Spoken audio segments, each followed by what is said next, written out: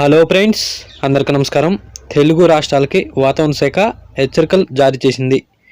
పొంచి ఉన్న భారీ తుఫాన్ ముప్పు నేడు బంగాళాఖాతంలో అల్పపీడనం ఏర్పడే అవకాశం ఉందని వాతావరణ శాఖ తెలిపింది. Welcome to AP weather news. AP Telangana daily weather update కోసం మన ఛానల్ సబ్స్క్రైబ్ చేయండి, షేర్ చేయండి, లైక్ చేయండి. ఎప్పటికప్పుడు తాజా వాతావరణ సమాచారం ఇవ్వటం జరుగుతుంది. టుడే వెదర్ అప్డేట్ ఏంటంటే, ఈరోజు ఉపగ్రహ చిత్రం చూడండి, శాటిలైట్ చిత్రం. ఈరోజు శాటిలైట్ అంచనాలు గమనిస్తే ఇవాళ కోస్తాంధ్రలో అక్కడక్కడ తేలికపాటి మేఘాలు వచ్చే అవకాశాలు ఉన్నాయని వాతావరణ శాఖ తెలిపింది. ఇదిలా ఉంటే రాబోయే 4-5 రోజుల పాటు తెలుగు రాష్ట్రాల్లో ఉష్ణోగ్రతలు తగ్గుముఖం పట్టే అవకాశాలు ఉన్నాయని, ఈ నెల 26 నుండి వర్షాలు మొదలయ్యే అవకాశాలు ఉన్నట్టు వాతావరణ శాఖ తెలిపింది. ఇదిలా ఉంటే దక్షిణ మధ్య బంగాళాఖాతంలో నవంబర్ 23వ తారీఖున భారీ అల్పపీడనం ఏర్పడే అవకాశం ఉందని, ఈ అల్పపీడనం మరింత బలపడి 26-27వ తారీఖు కల్లా తుఫానుగా మారే అవకాశాలు ఉన్నట్టు వాతావరణ శాఖ తెలిపింది. ఇది తీవ్ర తుఫానుగా కూడా మారే అవకాశాలు ఉన్నాయని, ఇది తమిళనాడులో కానీ అటు దక్షిణ కోస్తాంధ్రలో కానీ తీరం దాటే అవకాశాలు ఉన్నాయని, మరో 2 రోజుల్లో ఇది ఎక్కడ తీరం దాటేది స్పష్టత వచ్చే అవకాశాలు ఉన్నాయని, ఎక్కువ శాతం నెల్లూరు, చెన్నై సమీపంలో తీరం దాటే అవకాశాలు ఉన్నట్టు వాతావరణ శాఖ తెలిపింది. దీని ప్రభావంతో నవంబర్ 26 నుండి అటు కోస్తాంధ్ర, రాయలసీమ జిల్లాలో చాలా చోట్ల మోస్తరు నుండి భారీ వర్షాలు, కొన్ని చోట్ల అతి భారీ వర్షాలు కూడా నమోదయ్యే అవకాశాలు ఉన్నాయని వాతావరణ శాఖ తెలిపింది. ఇదిలా ఉంటే అటు రైతులు నవంబర్ 25 లోపల వరి కోతలు పూర్తి చేసుకోవాలని, లేకపోతే తీవ్ర నష్టం వాటిల్లే అవకాశాలు ఉన్నట్టు వాతావరణ శాఖ తెలిపింది. ఇది తీరం దాటే సమయంలో గంటకు 110 నుండి 120 కిలోమీటర్ల వేగంతో బలమైన గాలులు వీచే అవకాశాలు ఉన్నట్టు వాతావరణ శాఖ తెలిపింది.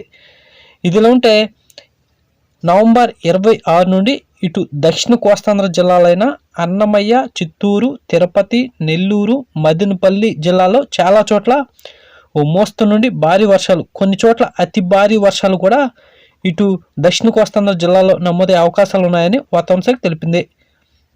అటు రాయలసీమ విషయానికి వస్తే రాయలసీమ జిల్లాలైన కడప, కర్నూలు, నంద్యాల, పులివెందుల, బళ్ళారి, అనంతపురం, సత్యసాయి జిల్లాలో కూడా చాలా చోట్ల ఓ మోస్తరు నుండి భారీ వర్షాలు, కొన్ని చోట్ల అతి భారీ వర్షాలు కూడా రాయలసీమ జిల్లాలో నమోదయ్యే అవకాశాలు ఉన్నాయని వాతావరణ శాఖ తెలిపింది. ఇదిలో ఉంటే ఇది దిశ మారి దక్షిణ కోస్తాంధ్రలో తీరం దాటితే మాత్రం ఏపీ వ్యాప్తంగా విస్తారంగా వర్షాలు నమోదయ్యే అవకాశాలు ఉన్నాయని వాతావరణ శాఖ తెలిపింది. మరో 2 రోజుల ఇది ఎక్కడ తీరం దాటేది స్పష్టత వచ్చే అవకాశాలు ఉన్నాయని వాతావరణ శాఖ తెలిపింది. ఇటు మధ్య కోస్తాంధ్ర జిల్లాలైన కృష్ణా, గుంటూరు, ప్రకాశం, తూర్పుగోదావరి, పశ్చిమ గోదావరి జిల్లాలో కూడా ఓ మోస్తరు నుండి భారీ వర్షాలు నమోదయ్యే అవకాశాలు ఉన్నాయని వాతావరణ శాఖ తెలిపింది.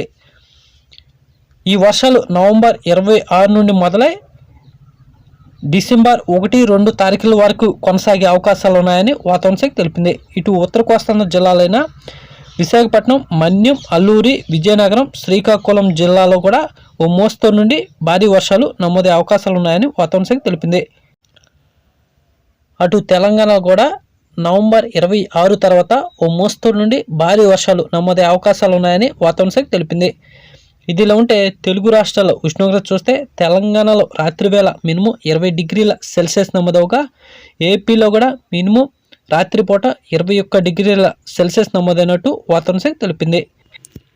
తెలంగాణలో పగటిపూట మ్యాక్సిమం 31 డిగ్రీల సెల్సియస్ నమోదవగా, ఏపీలో కూడా మ్యాక్సిమం పగటిపూట 31 డిగ్రీల సెల్సియస్ నమోదైనట్టు వాతావరణ శాఖ తెలిపింది.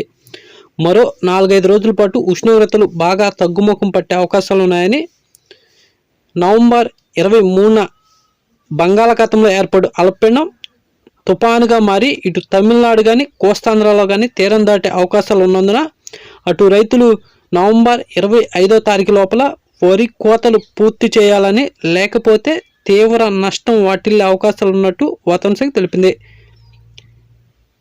ఇది తీరం దాటే సమయంలో 100 నుండి 120 కిలోమీటర్ల వేగంతో బలమైన గాలు కూడా వీచే అవకాశాలు ఉన్నాయని, ఈ నెల 26 నుండి ఇటు కోస్తాంధ్ర, రాయలసీమ జిల్లాలో చాలా చోట్ల ఓ మోస్తరు నుండి భారీ వర్షాలు, కొన్ని చోట్ల అతి భారీ వర్షాలు కూడా నమోదయ్యే అవకాశాలు ఉన్నాయని వాతావరణ శాఖ తెలిపింది. ఓ మోస్తరు నుండి భారీ వర్షాలు, కొన్ని చోట్ల అతి భారీ వర్షాలు కూడా నమోదయ్యే అవకాశాలు ఉన్నట్టు వాతావరణ శాఖ తెలిపింది. ఇలాంటి డైలీ వెదర్ అప్డేట్ కోసం మన ఛానల్ సబ్స్క్రైబ్ చేయండి, షేర్ చేయండి, లైక్ చేయండి. థ్యాంక్స్, ధన్యవాదాలు వాచింగ్.